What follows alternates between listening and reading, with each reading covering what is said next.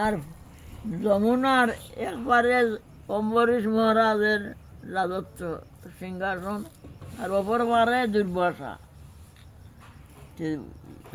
मथुरा का था। মথুরা না তো কোথায়? अम्बरीश ও মথুরার তো অম্বরীশ টিল্লা, अम्बरीश टीला से हुए। এখন অম্বরীশ টিল্লা আছে। किला है। অম্বরীশ তো নাই, টিল্লা তো রয়ে গেছে। দুর্বাসা নাই, এখন দুর্বাসার কুটির তো রয়ে গেছে, দুর্বাসার জায়গা তো আছে এখনো। তে অম্বরীশ মহারাজ এইরকম জাগরণ করিয়া একাদশী করে, নিজের হাতে বাসন মাজে, চাউলের বাসন, নিজের হাতে ফুল তুলে, তুলসী তুলে নিজের হাতে। রানীরা বলল, আমরা কেন, আমরা করতে পারি না? তোমরা আগলা করো, তোমরা আগলা করো, আমার বাঘ দিব না। আমি পুরা 64 প্রহার ভক্তির অঙ্গ পালন করছে অম্বরীশ মহারাজ। गुरुजी बोल रहे कि जो अम्बरीश जो राजा है वे बहुत बड़े राजा है।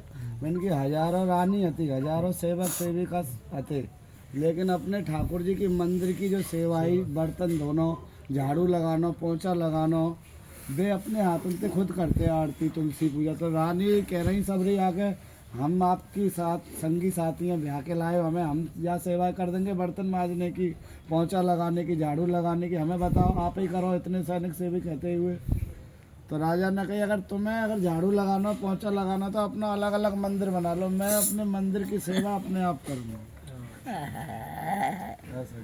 কীরকম উপদেশ, এগুলি আমরা মানতে পারবো?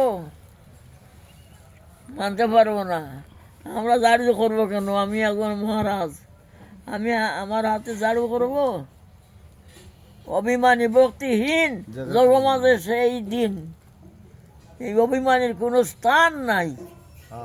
অভিমানী, অহংকার, অভিমান নরকের দ্বার, নরকে যাইবার দুয়ার। অহংকার, অভিমান, অহংকার অভিমান নিয়ে আসে। আমি কে? আমি বাবাজি মহারাজ, তোমরা চিনো না আমাকে? নরকের দ্বার খোলা আছে, বাবা চলে যাও। হ্যাঁ, এ তোমার একাদশী করতেন অম্বরীশ মহারাজ। দুর্বাসা দেখলো, হায় হায় রে, এই মহারাজ লইয়া এইরকম নিজের হাতে 64 প্রহার ভক্তির অঙ্গ ধারণ করে। दुर्वासा देख लो। দুর্বাসা দেখলো, উনি এর এর বজন জগতে জানাইতে হবে। বুঝছো, এর বজন ইটার। बाबा वो गुरुजी बता रहे कि দুর্বাসা ভাবলো, দুর্বাসা তো যমুনা যাই পারে, আর ও পারে অম্বরীশ, সে রাজত্ব।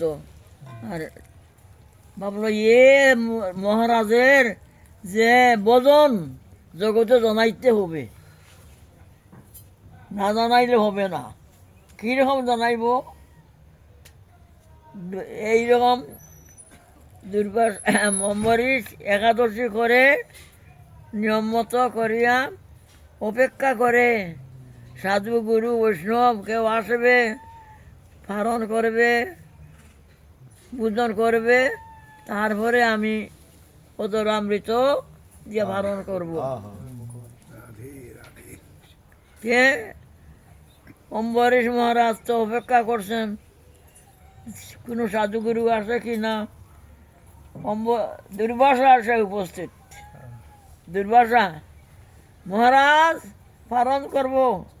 বাবা বলে, আমি তো অপেক্ষা করছি বাবা, আমি একজন সাধুগুরু অপেক্ষা করছি, আপনি আসি গেছেন। বলে, আমি স্নান করি আসি। বলে, আচ্ছা, স্নান করে গেল যে ডুব দিল আর উঠে না।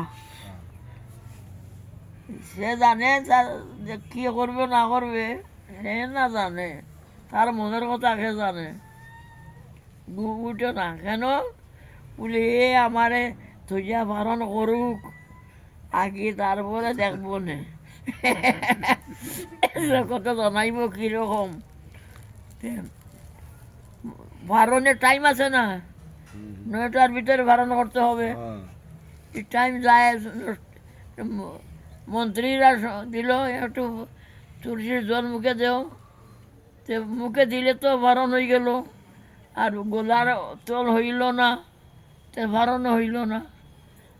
যেমনি মুখও দিছে বসা আসে, কি আমার তৈয়া ভারণ করে দিল, আমার তৈয়া জলা জোটা সেটা, হ্যাঁ অম্বরীশকে ফুড়াই দিয়ে। আর